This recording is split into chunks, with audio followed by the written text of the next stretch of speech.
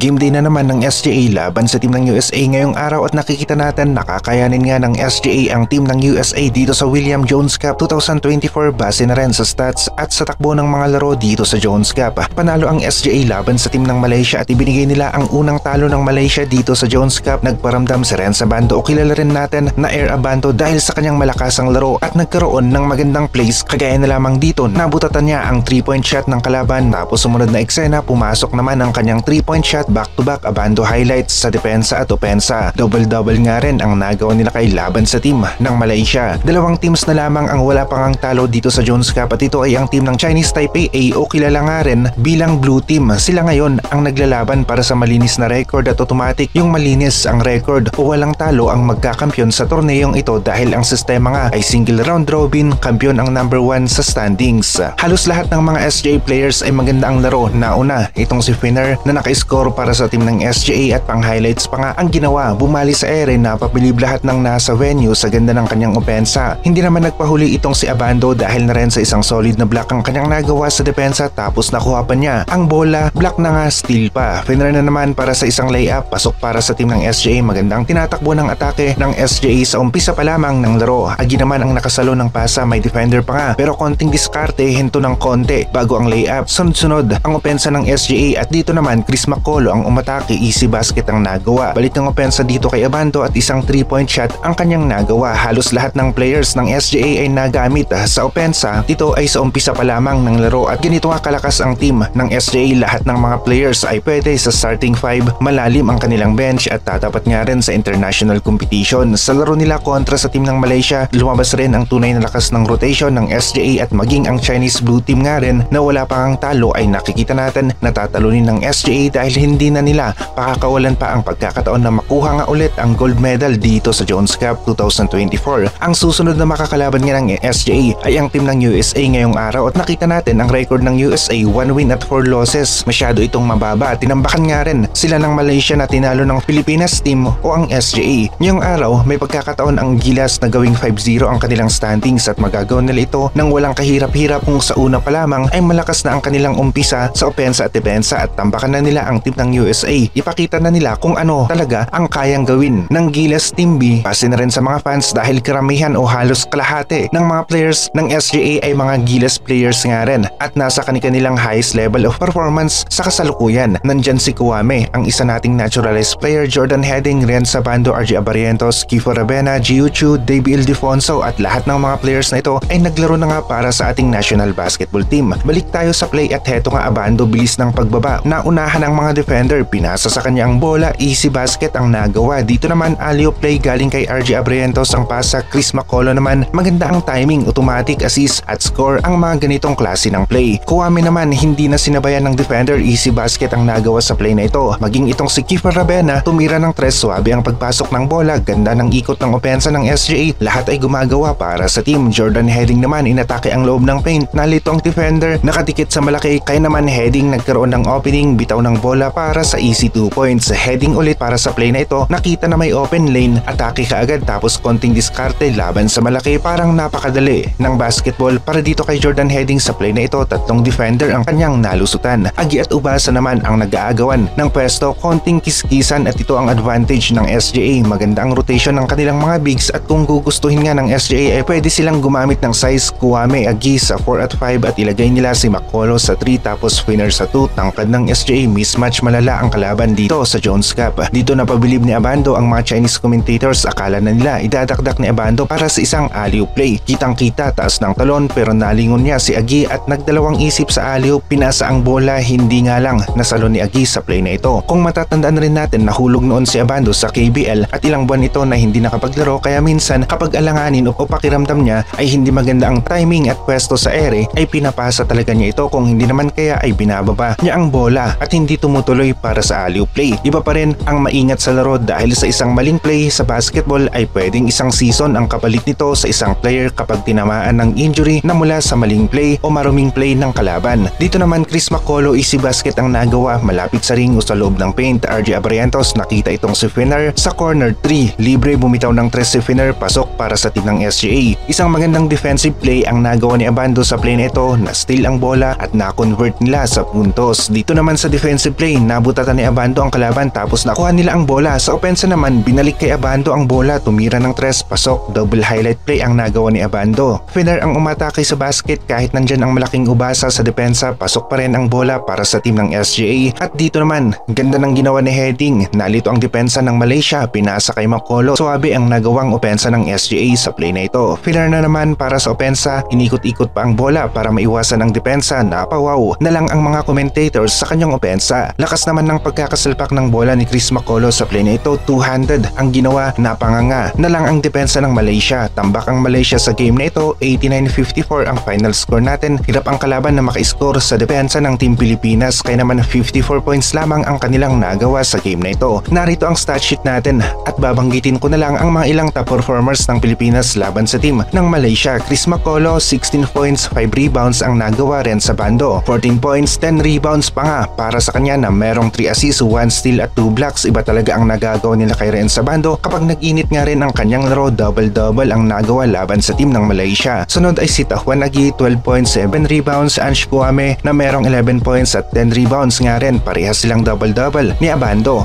10 points, 2 rebounds naman para kay Fener, 9 points, 12 assists naman para kay RJ Abarientos. Solid ang assist ni RJ. Isang point guard talaga ang laruan, legit na legit, at halos lahat nga ng pumasok at naglaro laban sa team ng Malaysia ay meron nga ring ambag sa laro. Makakalaban ng SGA Pilipinas ang team ng USA ngayong araw at ang prediction natin sa larong ito base sa stats at takbo ng laro dito sa Jones Cup ay mananalo talaga ang team ng SGA laban sa team ng USA dahil tinambakan ng Malaysia ang team ng USA at ang SGA naman ay tinambakan ang team ng Malaysia. Nangangahulugan na mas malakas talaga ang team ng SGA kumpara sa team ng USA ngayong 2024 Jones Cup.